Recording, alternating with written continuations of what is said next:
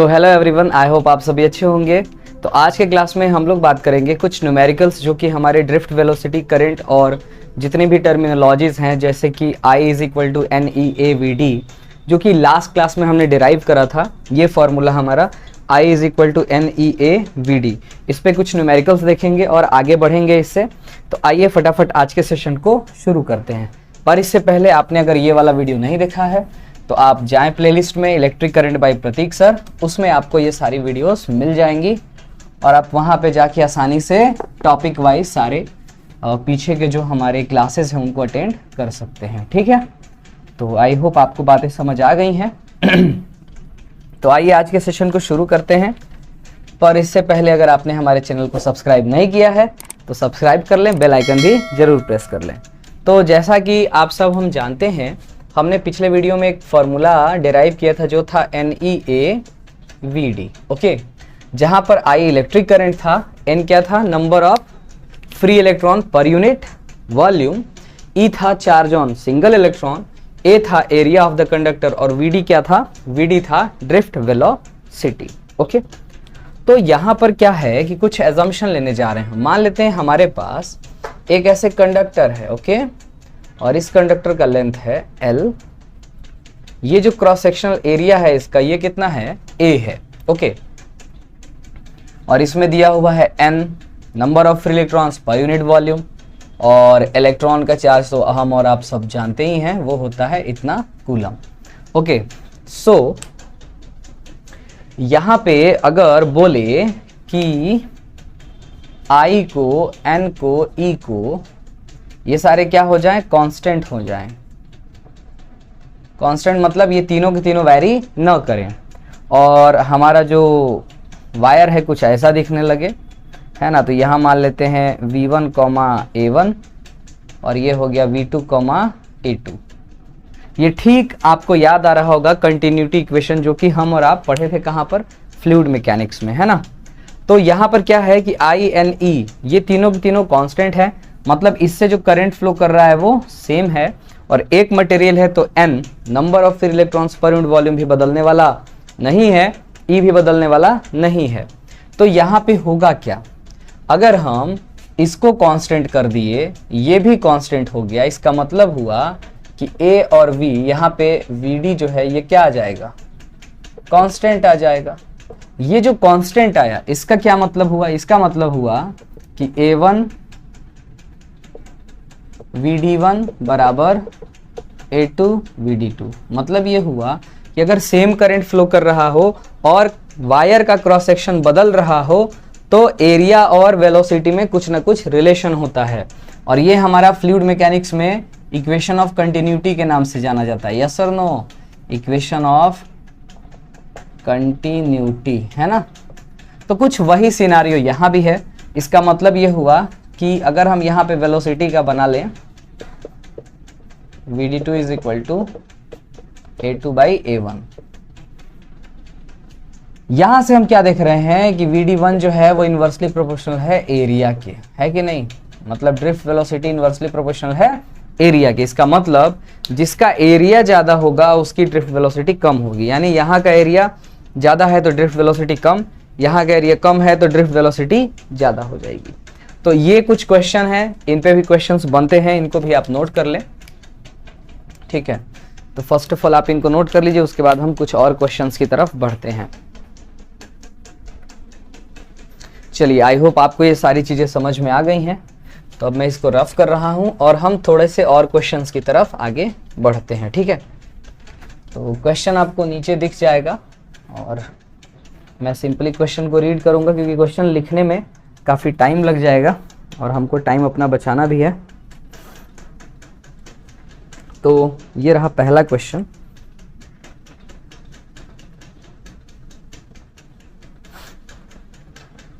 Question कह रहा है electric current I flows in a metal wire of length L, find the total linear momentum of electron in the wire. Okay, so electric current flow कर रहा है, एक wire है हमारे पास, ये हमारा एग्जाम्पल हो गया फर्स्ट। तो एक हमारे पास ऐसे वायर है, ओके, और इस वायर में जो करंट फ्लो कर रहा है वो I फ्लो कर रहा है, इसका लेंथ मान लेते हैं L है और ये एरिया हो गया A। तो क्वेश्चन में आपसे पूछा जा रहा है find the total linear momentum, find the total linear momentum. So हमको टोटल लीनियर मोमेंटम बताना है, ठीक है। तो आइए ट्राई करते हैं क्वेश्चन को। अब देखिए टोटल लीनियर मोमेंटम यहाँ पे हमको बताना है। तो सबसे पहले अगर हम एक इलेक्ट्रॉन का निकाल लें तो टोटल का निकल जाएगा। तो लेट कर लेते हैं n क्या है, number of free electrons, e क्या है, इलेक्ट्रॉन्स, और ये इलेक्ट्रॉन्स इस तरफ जा रहे होंगे vd वेलोसिटी से, ठीक है। तो सॉल्यूशन लेते हैं इस क्वेश्चन का। as we know I is equal to NEA VD। Okay, ये बात तो क्लियर है। VD क्या हो जाएगा, तो VD इज इक्वल टू हो जाएगा I बाई NEA, जहां पर A क्या है, क्रॉस सेक्शनल एरिया है, ठीक है। अब यहां पर हमको टोटल नंबर ऑफ इलेक्ट्रॉन्स निकालना पड़ेगा। ओके, तो N क्या है, number of free electrons per unit volume. Okay, number of free electrons per unit volume. तो अगर AL वॉल्यूम हो जाएगा, AL क्या है हमारा, वॉल्यूम है, तो इसमें कितना हो जाएगा, तो इसमें हो जाएगा NaL। यही हमारा क्या बन गया, टोटल नंबर ऑफ फ्री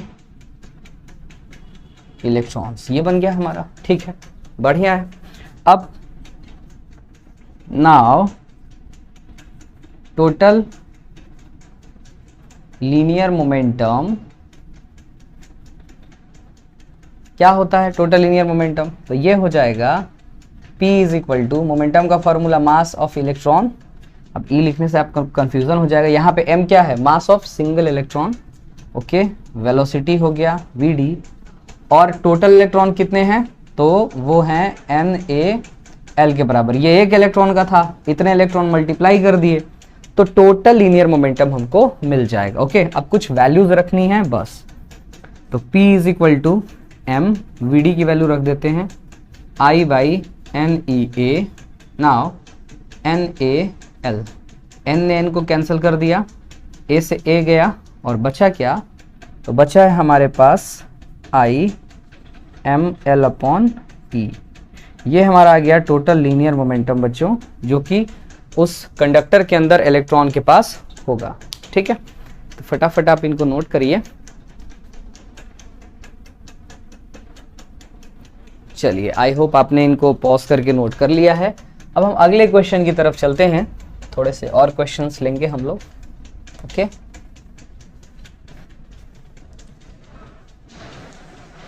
अब देखिए कभी कभी क्या होता है कि इलेक्ट्रॉन की डेंसिटी, मतलब मटेरियल की डेंसिटी दे देती है और फिर क्वेश्चन निकालने को कहा जाता है, ठीक है। जैसे इस क्वेश्चन में देखिए,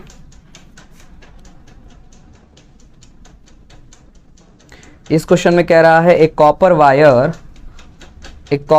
है, ठीक है, जिसका डायमीटर दिया हुआ है। तो लेट कर लेते हैं, ये वो कॉपर वायर हो गया, ओके, जिसका डायमीटर दिया हुआ है 3.2 मीटर, सॉरी mm। अब ये mm में है तो इसका आधा कर देंगे, डायमीटर है इसका आधा कर देंगे तो ये रेडियस बन जाएगा, और mm में है तो इसको कन्वर्ट करेंगे मीटर में। ओके, सो यहाँ पे लेंथ दिया हुआ है, इसका लेंथ नहीं दिया हुआ है। करंट इसमें फ्लो कर रहा है कितना, I is equal to 5 ampere. Okay, और डिटरमाइन करना है आपको, और दिया हुआ है डेंसिटी,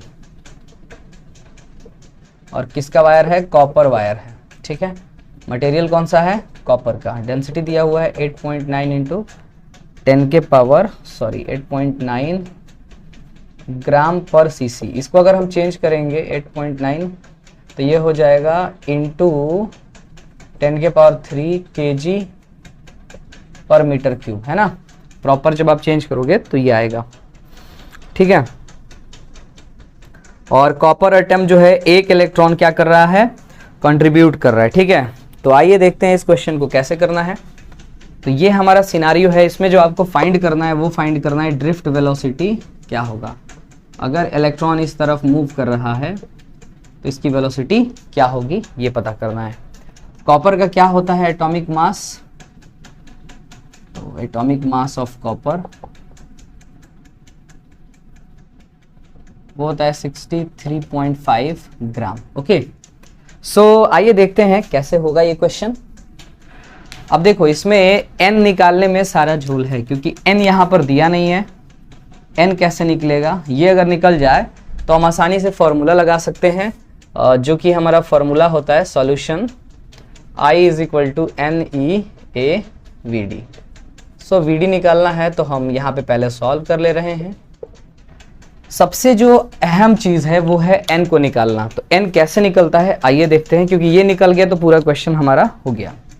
ओके, तो देखिए कैसे निकालते हैं आइए। सो n होता क्या है, तो n होता है number of electrons per unit volume. Okay, n number of electrons है, v क्या है, वॉल्यूम है। ठीक है, अब अगर हम यहाँ पे देखें डेंसिटी का जो फॉर्मूला होता है वो होता है मास अपॉन वॉल्यूम, है ना। तो यहाँ से अगर हम वॉल्यूम को अलग करें तो ये हो जाएगा मास अपॉन व्हाट, डेंसिटी, है कि नहीं। अब देखिए ये वॉल्यूम की जगह इसको रखेंगे तो ये हमारा बन जाएगा n upon mass upon density. Density ऊपर चला जाएगा, n अपॉन मास, इसको अलग कर देते हैं और यहाँ पे क्या कर दिए, डेंसिटी कर दिए। ठीक है, ये हमारा कुछ साइड नॉलेज था। ओके, अब यहाँ पे क्या करते हैं, मोल कॉन्सेप्ट को यूज करते हैं। ठीक है, now n is equal to, अब यहाँ पे n किसके लिए लिख रहे हैं, 1 मोल के लिए। ठीक है, ओके, और ये जो मास है हमारा वो मास किसका है, तो मास कॉपर का है, वो किसके लिए, 1 मोल के लिए, और इनटू क्या है, डेंसिटी है। अब देखो 1 मोल कॉपर का मास कितना होगा, एटॉमिक मास के बराबर, मोल कॉन्सेप्ट के अकॉर्डिंग 63.5 ग्राम। तो इसको रखेंगे, 1 मोल में कितने फ्री एटम्स होते हैं, कितने फ्री इलेक्ट्रॉन्स होंगे, और ये एक इलेक्ट्रॉन, एक एटम एक इलेक्ट्रॉन दे रहा है, तो यहाँ पर हो जाएगा एवोगाद्रो नंबर, यानी कि 6.022 इंटू 10 के पावर 23। डेंसिटी कितना दे रखा है, तो 8.9 इंटू 10 के power 3 divided by mass of, atomic mass उसका कितना है 63.5, वो ग्राम में है, उसको चेंज करेंगे केजी में, तो ये हो गया हमारा, ये हमारा आ गया बच्चों n। और जब n आ गया तो अब हम आसानी से n की वैल्यू इसमें रखेंगे, e की रखेंगे, एरिया रखेंगे। एरिया कितना होगा, तो एरिया भी इधर निकाल लेते हैं, एरिया इज इक्वल टू पाई, इसका आधा करेंगे तो 1.6 mm में है, 10 के पावर -3 का स्क्वायर। ये हमारा हो गया क्या, एरिया। तो n भी मिल गया, ईज हम जानते हैं, i दिया हुआ है और एरिया भी पता है ना। तो इन वैल्यूज को रखते हैं, सॉल्व करते हैं। इसको जब आप सॉल्व करोगे तो ये आपको मिलेगा, इसको जब आप सॉल्व करेंगे तो ये आपको मिलेगा 8.4 इंटू 10 के पावर 28 पर मीटर क्यूब, ये मिल जाएगा। और एरिया जब आप सॉल्व करेंगे तो एरिया की वैल्यू आ रही है 8.0 इंटू 10 के पावर -6 मीटर स्क्वायर। ओके, तो एरिया की वैल्यू हमको मिल गई और इसकी भी। तो आइए अब इनको रखते हैं। सो जब हम इनको रखेंगे, अब हमको निकालना क्या है, तो हमको अपना ये वाला वैल्यू निकालना है। चलिए, तो VD इज इक्वल टू क्या हो जाएगा, करंट की value 5 ampere and the whole divided by n की वैल्यू कितनी आई है 8.4 इंटू 10 के पावर 28 इंटू E की वैल्यू 1.6 इंटू 10 के पावर -19 इंटू, यहाँ पे इंटू दिखता नहीं तो मैं नीचे लिख दे रहा हूँ, 8.0 इंटू, ये 6 जैसा दिख रहा है पर है नहीं, इंटू 10 के पावर -6। इसको थोड़ा रीअरेंज करा जाए तो ये हो जाएगा 5 divided by 8.4 into 1.6 into 8 into 19, और ये कितना हो जाएगा -25, और ये है तो घट जाएगा, तो ये हो जाएगा 10 के पावर 3। ये जब ऊपर जाएगा तो ये हो जाएगा 5 इंटू 10 के power -3 divided by 8.4 into 1.6 into 8। इसको जब आप सॉल्व करते हैं बच्चों तो आंसर जो आपका आता है वो 4.7 इंटू 10⁻⁵ मीटर पर सेकेंड। इसको अगर हम mm में लेके चले जाएं तो ये हो जाएगा 0.047 mm पर सेकेंड। ये हमारा आंसर आता है। इसमें जो ध्यान देने वाली बात थी वो कौन थी? ये हमारा फॉर्मूला, ठीक है। ये जो फॉर्मूला हमने बनाया है इस फॉर्मूले को आपको थोड़ा सा याद रखना होगा, ठीक है। आप चाहें तो यहाँ से भी याद रख सकते हैं। n को आप मान लेंगे क्या, Na अपन यहाँ पे क्या लिख देंगे, एटॉमिक मास इंटू क्या हो जाएगा, डेंसिटी, ठीक है। ये हमारा फॉर्मूला। इससे हमको क्या मिल जाएगा, छोटका n मिल जाएगा जब डेंसिटी दिया रहे मटेरियल का तब, ओके। इलेक्ट्रॉन डेंसिटी भी बोलते हैं इसको। n को क्या बोलते हैं, इलेक्ट्रॉन डेंसिटी। ये देखो क्वेश्चन करने में बड़ा काम की चीज़ होती है ये, है ना। तो आई होप आपको ये समझ में आया है। नोट कर लीजिए आप इसको, ठीक है। चलिए आइए एक क्वेश्चन हम लोग और लेंगे, ठीक है, इसी टाइप का। तो आई होप आपने इनको नोट कर लिया है। सो आइए नेक्स्ट क्वेश्चन देखते हैं।